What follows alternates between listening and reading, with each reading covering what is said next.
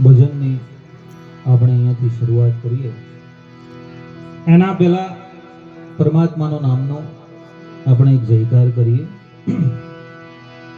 રામચંદ્ર ભગવાન કી.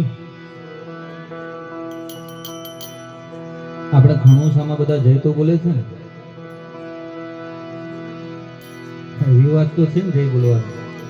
હા તો એક વખત પ્રેમથી બોલો એમ. કૃષ્ણ કનૈયા લાલ કી. સત સનાતન ધર્મ કી. ઓમ નમઃ પાર્વતી પતે હર હર મહાદેવ.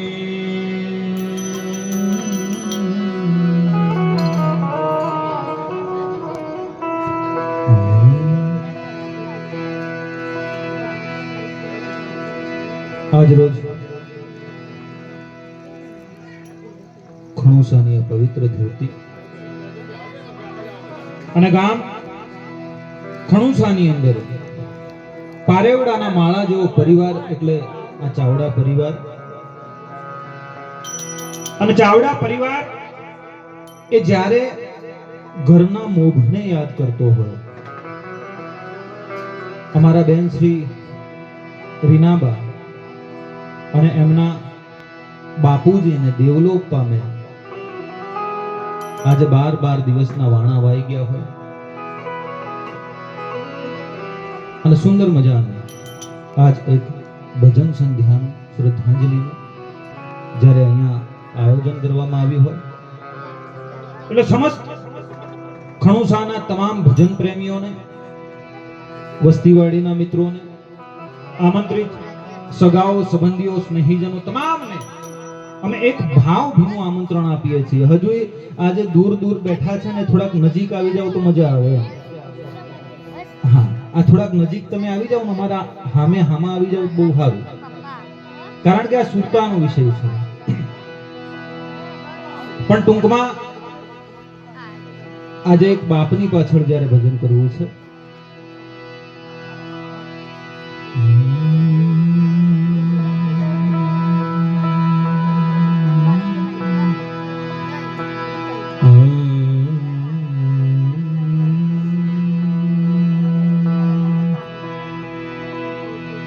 માં ચિંતા વિઘન તું વિનાશની,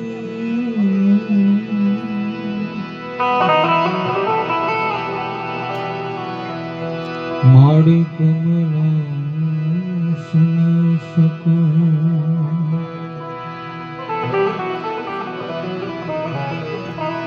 વિસરે હથી હંસવાય,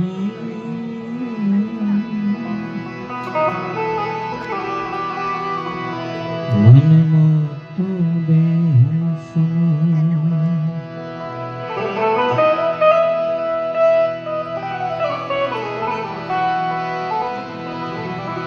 દુઃખ હરણી માં કુળદેવી,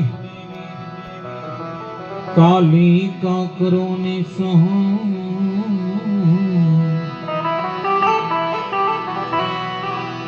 જાહેર જુગમાં જોગણી, માડી પરગટ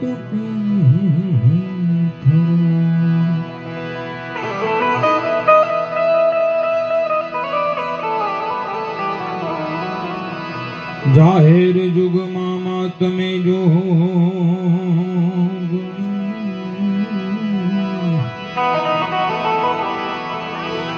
જાહેર જુગમાં જોગણી,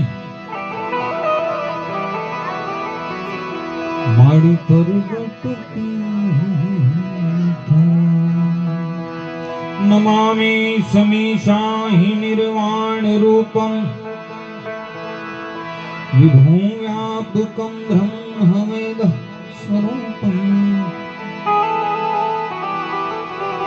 નિજમ નિર્ગુણમ નિર્વિકલ્પમ, ચિદાકાશોકાશોહં ભજેહં, નિજમ નિર્ગુણમ નિર્વિકલ્પમ, ચિદાકાશ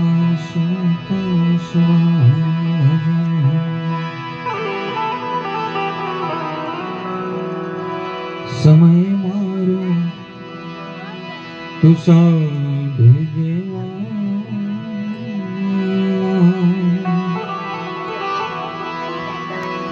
કરું હું તો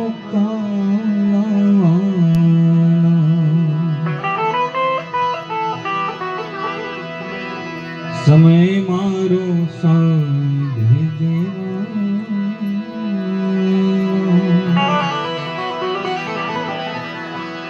કરું હું તો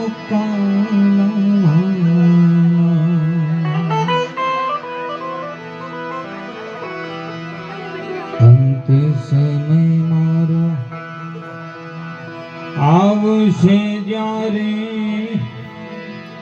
દેહનું નિરહે ભાન અંતે સમય મારો આવશે જ્યારે દેહનું નિરહે ભાન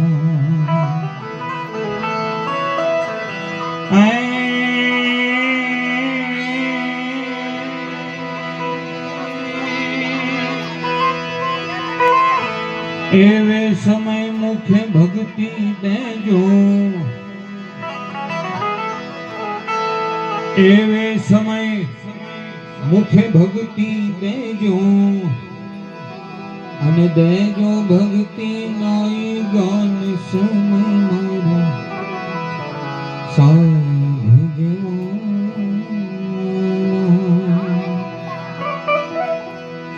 કરું હું તો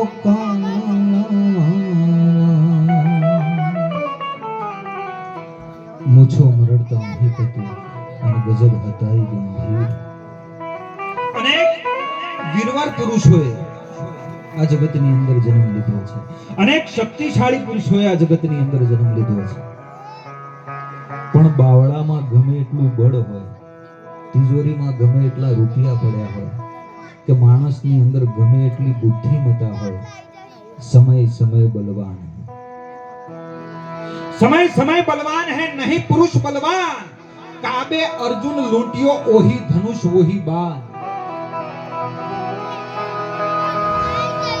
ગમે એવડો મોટો શક્તિશાળી હોય, ગમે એવડો મોટો રૂપિયા વાળો હોય, કે પછી ગમે એટલી માણસની અંદર બુદ્ધિમતા હોય, પણ સમય અને મૃત્યુ આ દરેકને આવે સાહેબ. સમય રોડપતિનોય ખરાબ આવે ને કરોડપતિનોય ખરાબ આવે. મરવું રોડપતિ નહીં પડે ને કરોડપતિ નહીં પડે. મૂછો મરડતા મહીપતિ ગજબ હતાઈ ગંભીર સબળ જેના શરીર અમે મહાણે જોયા મેકરણ. ગીતા ગાઈ જ્ઞાન દીધું એ કૃષ્ણ તે કેવી કરી. કચ્છની ધરતીના એ દાદા મેકરણની આ વાણી છે. ખાલી કરોડપતિને મરવું પડે એમ નહીં, ખાલી રૂપિયા વાળાને કે બુદ્ધિ વાળાને મરવું પડે એમ નહીં, પણ ગીતા ગાઈ જ્ઞાન દીધું એ કૃષ્ણ તે કેવી કરી. એ શામળિયાના શરીર અમે મહાણે જોયા મેકરણ. પરમાત્માનો અંશ બની આ દુનિયાની અંદર કોઈ જન્મ લે ને તો મરવું તો એને પડે છે. થોડીક વ્યવસ્થા આપણે જાણવીએ. અને ઓ બાળકો, ઓ બેટા,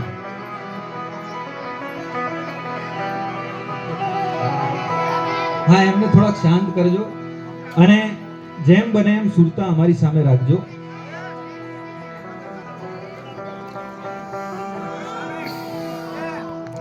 હા, અમારે ભજનની શરૂઆત કરવી છે.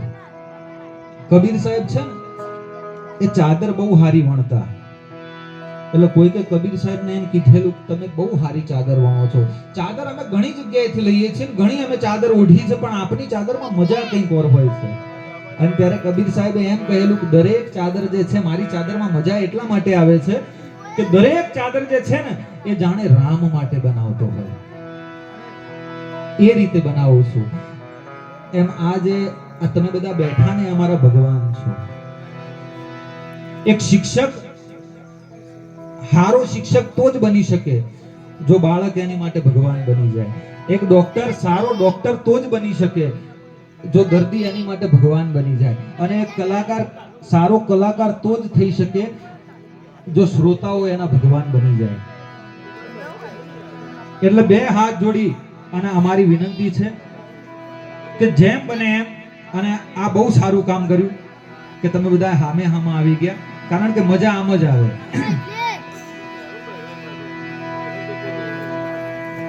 આ દુનિયાની અંદર જે જન્મ લે છે એને એક દિવસ જવું પડે છે. પારણામાં સૂતું બાળક હોય તો એ બાળકને જોઈ અને તમે નક્કી ન કરી શકો કે મોટો થઈ અને આ કેવો માણસ બનશે, સારો માણસ બનશે, ખરાબ માણસ બનશે, ચોર બનશે, સાધુ બનશે, નામના મેળવશે, બદનામ થશે, રોડપતિ થશે, કરોડપતિ થશે. આમાંથી કશું જ આપણે નક્કી ન કરી શકીએ, પણ ગોળિયામાં સૂતા, પારણામાં સૂતા બાળક માટે એક વાત તો નક્કી છે કે એને એક દિવસ આ જગત છોડી અને જવું પડશે, જવું પડશે ને જવું પડશે. આए હે સો જાएंगे રાજા રંક ફકીર, કંઈક સિંહાસન ચલ ચઢે અને કંઈક બંધે જંજીર. પણ પોતાનું કોઈક સ્વજન જાય ને એટલે દુઃખ બહુ થાય સાહેબ. અને એ તો જેના ઘરમાંથી ગયું હોય ને, જેને વિદાય લીધી હોય, જે ઘરમાંથી સ્વજને વિદાય લીધી હોય એને જ ખબર પડે. ગાતો જેને વાગ્યા હોય, જેને સહન કર્યા હોય એને જ ખબર પડે. ઘાયલ કી ગત ઘાયલ જાને, દૂધકો ન જાને કોઈ. મહાભારતના એ યુદ્ધનું જ્યારે મંડાણ થયું, સામસામી બે સેનાઓ આવી અને ઊભી રહી ગઈ. શિખરીણી અને પૌંડ્ર નામના શંખનો શંખનાદ થયો. તીર જે છે એ કમાનમાંથી છૂટવાની તૈયારીમાં હતું. ગદાવીરો અને ભાલાવીરો પોતપોતાના શસ્ત્ર લઈ અને અસ્ત્ર શસ્ત્ર લઈ અને સજ્જ થઈ ગયા. તલવારો મ્યાનમાંથી ખેંચાઈ ગઈ હતી. બરાબર એમ કહેવાય કે જ્યારે યુદ્ધના પડઘમ વાગતા હતા એ સમયે અર્જુન જે છે એ અર્જુન એક વિષાદમય પરિસ્થિતિની અંદર ચાલી જાય છે. અર્જુન શોકગ્રસ્ત થાય છે. અને ત્યાંથી ભગવત ગીતાનો પ્રથમ અધ્યાય એટલે અર્જુન વિષાદ યોગ, અર્જુન વિષાદ યોગ નામના એક પહેલા અધ્યાયની ત્યાંથી શરૂઆત થાય છે. અને અર્જુન વિષાદ યોગની અંદર અર્જુને પરમાત્મા કૃષ્ણને કહે છે કે હે કેશવ, હે માધવ, તમે જુઓ તો ખરા કે મારી સામે આવી અને આ કોણ ઊભા છે. આમાંથી કોઈક મારા કાકા છે, આમાંથી કોઈક મારા મામા છે, આમાંથી કોઈક મારા પિતરાઈ ભાઈઓ છે, આમાંથી કોઈક મારા દાદા છે, કોઈક મારા પિતામહ છે. આમાંથી હું કોની સામે લડું, આમાંથી હું કોની સામે યુદ્ધ કરું? કારણ કે આ લોકોની ભેળો તો હું જીવન જીવ્યો છું, આ લોકોની ભેળો તો મેં આનંદ કર્યો છે. અને આ લોકો જ નહીં હોય, જ્યાં મારા પોતાના જ નહીં હોય, તો પછી હસ્તિનાપુરની ગાદીનું શું, તો પછી રાજ્યનું શું?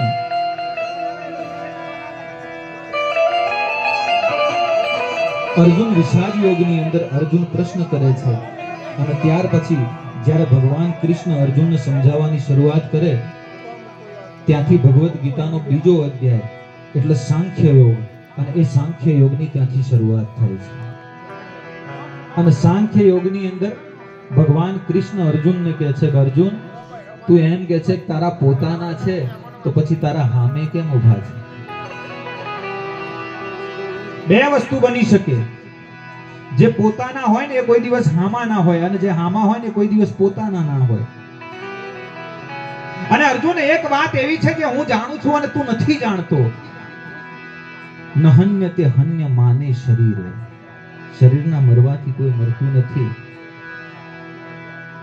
જેમ શરીર એક પછી એક વસ્ત્ર બદલે છે, એમ આત્મા એક પછી એક શરીરને બદલે છે. જાતસ્ય હિ ધ્રુવો મૃત્યુ. જે જન્મે છે એનું મૃત્યુ નિશ્ચિત છે, અને એ જ રીતે જે મૃત્યુ પામે છે એનો જન્મ પણ નિશ્ચિત છે. એટલે આ ઉપાય વિનાના વિષય ઉપર કોઈ શોક ના હોય, આવું કૃષ્ણ અર્જુનને સમજાવે છે. પણ હું જે કહેવા માંગુ છું, મારે જે વાત કરવી છે કે રણભૂમિની અંદર ઉભેલો કોઈ કૃષ્ણ એવું કહી શકે કે મૃત્યુ પાછળ શોક ના હોય, કારણ કે એ તો પરબ્રહ્મ પરમાત્મા છે. એ તો સ્વયં ઉપલબ્ધ પુરુષ છે, એ તો સિદ્ધ પુરુષ છે, એ તો પોતે ભગવાન છે. એ કહી શકે કે મૃત્યુ ઉપર શોક ના હોય. પણ હું અને તમે, આપણે જે મલકની અંદર જીવીએ છીએ, આપણા ઘરની બહાર એક હારું ઝાડ ઉગ્યું હોય, એક ઝાડ ઊભું હોય, અને કોઈક દિવસ કોઈ કારણસર એ ઝાડ જો કદાચ કપાઈ જાય ને, બીજા દિવસે હવારે ઉઠીએ ને એ ઝાડ આપણને યાદ આવે. વિજાપુરથી બસમાં બેઠા હોય અને કદાચ અમદાવાદ સુધી તમારે જવાનું હોય અને એમાં બસમાં કદાચ બાજુમાં જો કોઈ સારો માણસ આવીને બેસે, થોડી વાર માટે એની સાથે વાતચીતનો સંબંધ થાય, ગાંધીનગરનું પાટિયું આવે અને એ માણસ કદાચ બસમાંથી હેઠો ઉતરી જાય ને, એના ઉતરવાનું દુઃખ આપણને થાય. આપણને એમ થાય કે હજુ થોડી વાર વધારે સાથ આપ્યો હોત. બસમાંથી ઉતરી જાય એ મુસાફરનું જો આપણને, અને ઘરે આવી અને પાછા આપણે યાદ કરીએ કે બાજુમાં એક હારા ભાઈ આવ્યા હતા, એક હારી બહેન આવી હતી. બસની મુસાફરીમાંથી જે હેઠે ઉતરી જાય એની જો આપણને યાદ આવતી હોય તો જીવનની મુસાફરીમાંથી એક બાપ જ્યારે હેઠો ઉતરી જાય સાહેબ, ચમરબંધીની ચણેલ હોય તો એ પાયામાંથી પડે. ઇમારત ગમે એવા મોટા ચમરબંધીએ ચણેલી હોય, ગમે એવા મોટા રુસ્તમે ચણેલી હોય, ગમે એવા રાજાદી રાજે ચણેલી હોય, ચમરબંધીની ચણેલ હોય તો એ પાયામાંથી પડે. 90 વર્ષે નડે એ તો બાપની ખોટ બાલિયા. આ બાપ છે 90 વર્ષે યાદ આવે સાહેબ. બાપ એક વિભૂર વડલો છે. અને આજે રીવાબાના આમંત્રણને માન આપી અને અમે આપની વચ્ચે આવ્યા છીએ. અમે આજે કોઈ કલાકારનો વેશ ધારણ કરીને આવ્યા જ નથી, કોઈ કલાકારના વાઘા પહેરીને આવ્યા જ નથી. એક એક કલાકાર, અને આ બધાય કલાકાર એ ગજાના કલાકાર છે. એક હિન્દી શાયરે બહુ સારી વાત કરી છે કે કામ કરો તો कुछ ऐसा करो कि आपका नाम हो जाए, काम करो तो कुछ ऐसा करो कि आपका नाम हो जाए, या फिर नाम कुछ ऐसा करो कि नाम सुनते ही काम हो जाए. આ લોકોના નામ પડે ને એટલે કામ થઈ જાય સાહેબ. આ બધા એવા કલાકાર છે, એક એક કલાકાર. પણ આજે કોઈ કલાકાર બનીને અમે આવ્યા નથી, કોઈ ચાર્જ લેવા માટે, કોઈ બિલ લેવા માટે અમે આવ્યા નથી. આજે દિલના સંબંધોને સાચવવા માટે અમે અહીંયા આવ્યા છીએ. એક નાનકડી ઓળખાણ હું કલાકાર મિત્રોની આપને કરાવી. હા, અને પછી ગણપતિની વંદનાથી અમારે કાર્યક્રમની શરૂઆત કરવી છે. પણ સૌ પ્રથમ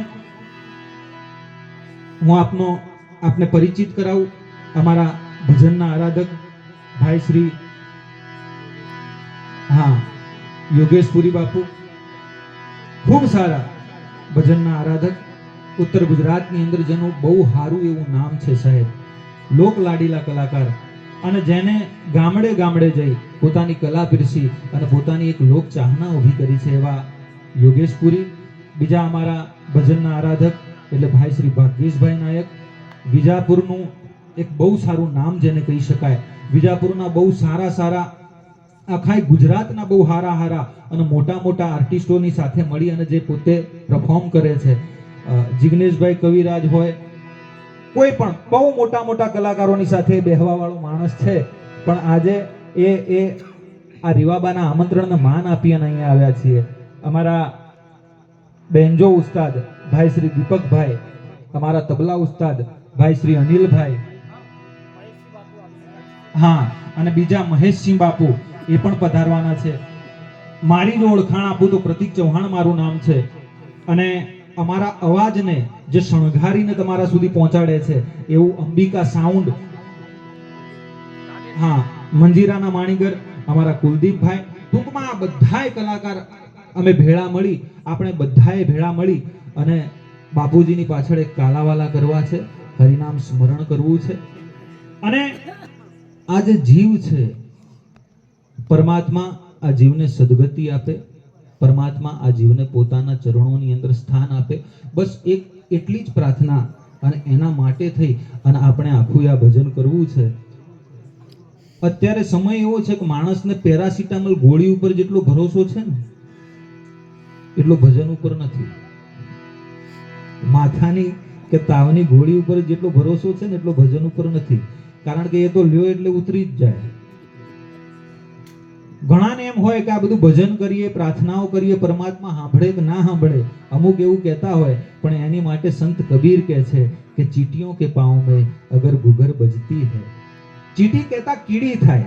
હવે વિચાર કરવાની વસ્તુ એ છે કે કીડી, એનો આકાર કેવડો હોય, એનું શરીર કેવડું હોય, એ કીડીનો પગ કેવડો હોય, અને એ કીડીના પગની અંદર જો કોઈ ઝાંઝર ફિટ કરવામાં આવે તો એ ઝાંઝર કેવડું હોય, અને એ ઝાંઝરની અંદરથી કદાચ કોઈ અવાજ ઉત્પન્ન થાય તો એ અવાજ કેવડો હોય. પણ સાહેબ કબીર કહે છે કે ચીટીઓ કે પાँव में अगर गुगर बजती है ना तो वो भी साहेब सुनता है.